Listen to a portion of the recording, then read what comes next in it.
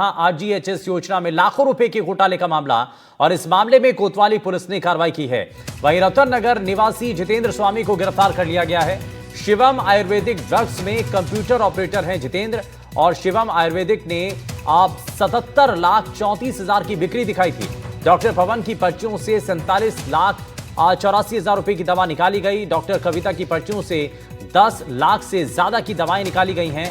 वहीं सीएमएचओ ने 9 लोगों पर गड़बड़ी का आरोप लगाया था, तो यह अपने आप में बड़ा मामला सामने आया था। आरजीएचएस में फर्जीवाड़े का खेल उजागर हो गया है और इसमें लाखों के घोटाले का मामला सामने आया है और कोतवाली पुलिस इस मामले पर कार्रवाई कर रही है।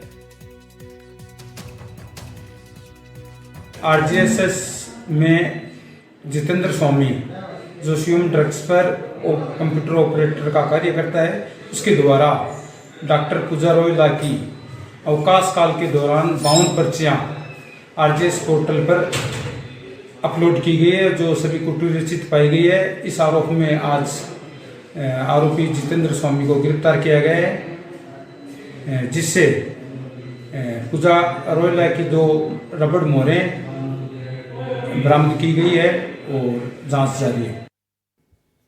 और इस खबर पर ज्यादा जानकारी के साथ हमारे संवाददाता गजेंद्र सिंह हमारे साथ जुड़ गए हैं। गजेंद्र, आरजीएचएस में ये बड़ा फर्जीवाड़ा, इस मामले का खुलासा कैसे हुआ और कहां तक जांच पहुंची अभी?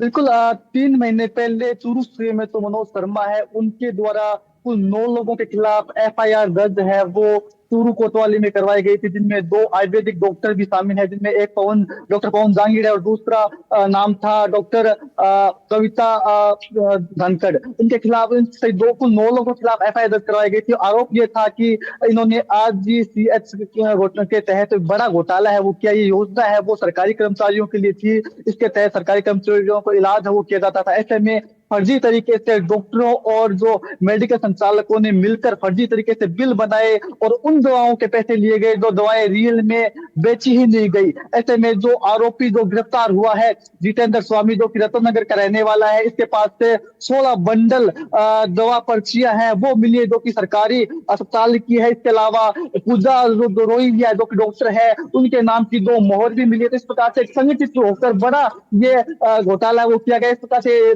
संगठित राजकीय घोटाला है, जो कि इसके तहत जो प्रदेश सरकार है उसको लाखों रुपयों का चूना है वो इन लोगों ने लगा दिया, जिसके बाद में जब इस प्रकार की जो एक डॉक्टर के नाम से 47 अच्छा गजेंद्र, एक चीज तो इसमें नजर आ रही है इस पूरे मामले के अंदर कि ये 1-2 लोगों का काम तो है नहीं, इसमें बहुत बड़ा ग्रोह भी होगा। तो कुछ लोगों की तो अभी गिरफ्तारी हुई है, लेकिन अभी रडार पर और कुछ लोग भी हैं।